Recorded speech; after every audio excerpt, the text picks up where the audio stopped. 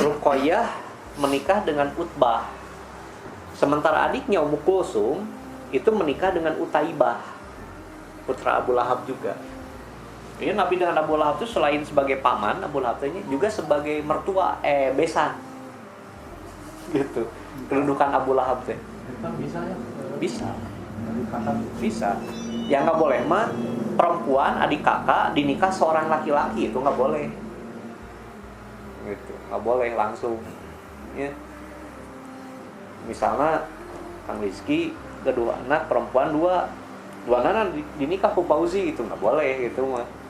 Tapi kalau Fauzi punya adik gitunya, nikah sama anak-anak Kang Rizky, Fauzi nikah sama kakaknya, adiknya nikah sama adiknya, naon gitu. Boleh gitu. sampai Ya janda ya duda gitunya, nikah ya janda jeung duda teh. Ternyata si janda punya anak laki-laki, si duda punya anak perempuan. Bogoh oge gitunya, nikah teh naon masalah. Nah, jadi Ruqayyah itu nikah sama Utbah. Ummu Kulsum nikah sama Utaibah. Cuma ketika Nabi masuk ke periode dakwah terang-terangan, jahriyatul dakwah, Abu Lahab tuh dikecam sama pimpinan-pimpinan Quraisy. Wah, didinya nggak bantu Muhammad meringankan beban. Anak kamu tuh menikahi anak-anak Muhammad. Pulang di rapat langsung ultimatum. Pokoknya lah mun hayang keneh jadi anak bapak, ceraikeun. Katanya seperti itu. Hari itu juga dicerai. Niatnya apa?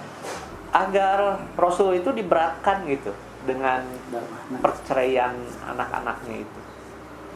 Ya, apalagi dari sisi ekonomi, Abu Lahab termasuk orang yang masih bertahan dengan kondisi kaya dari kalangan Bani Hashim. Karena waktu itu Bani Hashim runtuh ekonominya. Ya, Abu Lahab masih kaya. Kenapa? Karena Abu Lahab punya istri dari Bani Umayyah yang memang lagi naik ekonominya. Istri Abu Lahab tuh namanya teh Ummu Jamil. Nah,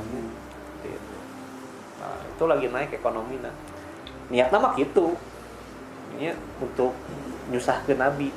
Tapi begitu diceraikan oleh Utbah, habis masa iddah, datanglah tokoh utama Bani Umayyah justru anu leuwih beunghar daripada Abu Lahab, yaitu Utsman bin Affan.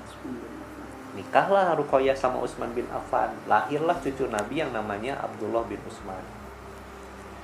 Ya, Nabi punya cucu di Utsman, dari Ruqayyah punya cucu namanya Abdullah bin Utsman. Nikah sama Abdullah bin Utsman, nikah sama Utsman ya. Kemudian nantinya hijrah. Nah, tahun 2 Hijriah ketika umat Islam berangkat untuk mencegat kafilahnya Abu Sufyan yang nantinya jadi perang Badar, Utsman mau ikut tapi dilarang sama Nabi. Pangajagakeun Ruqayyah lah istilahna waktu itu. Karena lagi sakit. Akhirnya Utsman enggak berangkat ke Badar, tapi dihitung sebagai ahli Badar karena udah berangkat sebetulnya. Cuma pun Nabi disuruh balik lagi. Ya, kenapa Ruqayyah sakit? Nah, lagi bertempur umat Islam di Badar, Ruqayyah meninggal. Ya, Ruqayyah itu meninggal barenglah dengan perang Badar ini. Anaknya masih hidup. Tapi kalau kita lihat di feature-feature yang ada di Google gitunya, kadang-kadang alur ceritanya itu jadi seolah kebalik. Karena nanti Abdullah itu meninggal di usia 6 tahun karena dipatok ayam. Jadi lagi main sama ayam dipacok dari nanti infeksi, meninggal. Kemudian dibahasakan ke penulis-penulis nanti bahwa salah satu bentuk kesabaran dari Ruqayyah itu ditinggal meninggal oleh ibunya, kemudian diceraikan oleh suaminya yaitu Utbah, kemudian ditinggal mati anaknya. Padahal untuk itu ceritanya. Jalurno Ruqayyah dulu yang meninggal, baru anaknya meninggal. Gitunya. Anaknya meninggal di usia 6 tahun. Syariatna Abdullah bin Utsman itu meninggal karena dipacok ayam, kemudian infeksi gitu. Sampai ia bengkak gitu, mukanya. Sampai bengkak. Genep gitu kan. Jadi Ruqayyah ini sempat menjadi menantunya Abu Lahab. Nah, kalau adik iparnya mah yang namanya Utaibah, itu satu-satunya anak Abu Lahab yang mati kafir. Kalau anak Abu Lahab yang lain semuanya masuk Islam. Gitu. Masuk Islam, semua anak Abu Lahab yang lain tuh nantinya masuk Islam.